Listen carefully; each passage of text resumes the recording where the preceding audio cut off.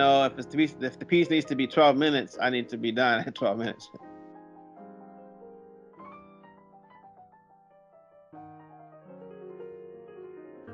I hope to still be writing lots of music, especially one big thing I would love to do is write a big work for chorus and orchestra, or maybe even an opera, but that's a lot of work, so we'll see. But besides my teaching, I hope to continue to write a lot of orchestral music and especially large works for chorus and orchestra.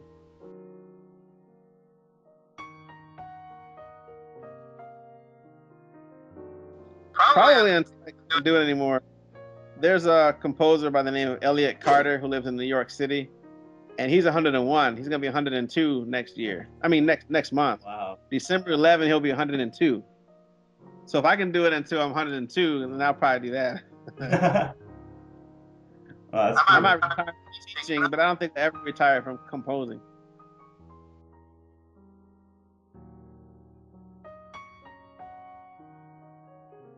I used to do that, work at more than one composition at a time. I did that last semester, but this semester I've been pretty much focused on the orchestra piece. But actually, I'm in a pretty good place with that work, so I think I'm going to start working on the next orchestra piece. But pretty soon this year, I know I will have to work on two pieces at the same time because they both have around the same due date. Which process do you feel like is more effective? Like doing just focusing on one piece, do you feel like you get it done quicker, or do you feel like focusing on like two different pieces at the same time helps like spark ideas for the other pieces? I think it helps me if I do one at a time because sometimes some influences from one work might end up in the other work, and then they both might end up sounding the same. Yeah. In some aspects.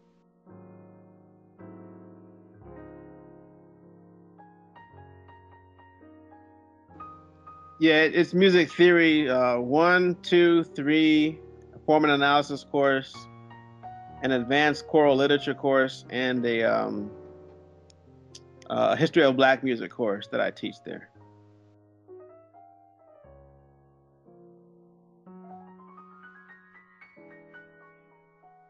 That's funny you asked, and I have one answer for that. No. What's your No, not at all.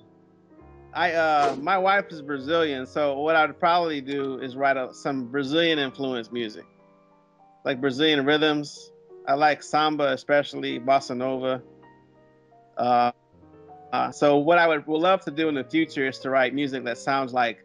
I actually have a plan in the future to write some music that sounds like I'm in a carnival in Brazil, and with an orchestra, and it sounds like I'm taking a walk, and as it closer I'm getting to the carnival, the music of the Brazilian music comes more in the hearing of the listener or myself, and it gets louder and louder, and like I'm in the party, and then once the carnival is over, then everything's died out, and then I go on to the next day.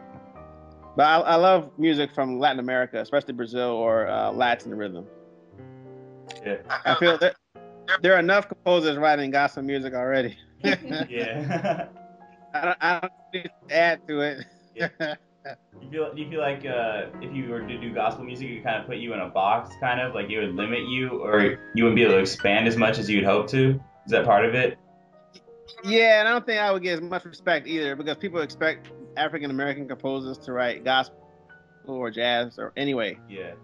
So I want to show an aspect that it's possible for African Americans to write uh, uh, high art, classical music.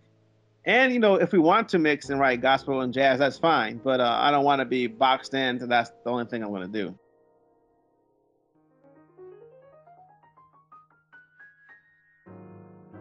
I think should be as honest as he can with his art. So whatever you compose should be the best quality that a composer can write. But he should never really try to make himself sound or be anything than what he is. If he follow his or her heart and what she really wants to write, try to make it accessible so that more people can be reached by that music.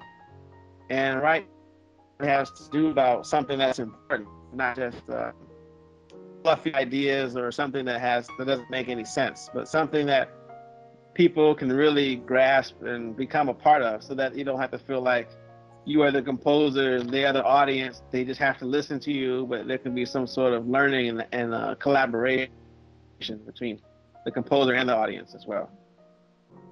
Oh, real quick, would you ever like? This is kind of a really funny question, but would you ever think to collaborate like your music with some like really just out there genre like something like rock or hip hop or something like? No. No.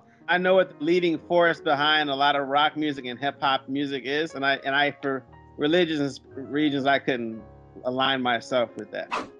Well, thank you for your time. Yeah, We thanks really a lot. appreciate it. All right, you're welcome. You guys, do you guys speak Spanish? ¿Hablas español? Yeah, I do. Yeah. Yeah. Okay, buenas noches. All Buenas right. noches. Yeah.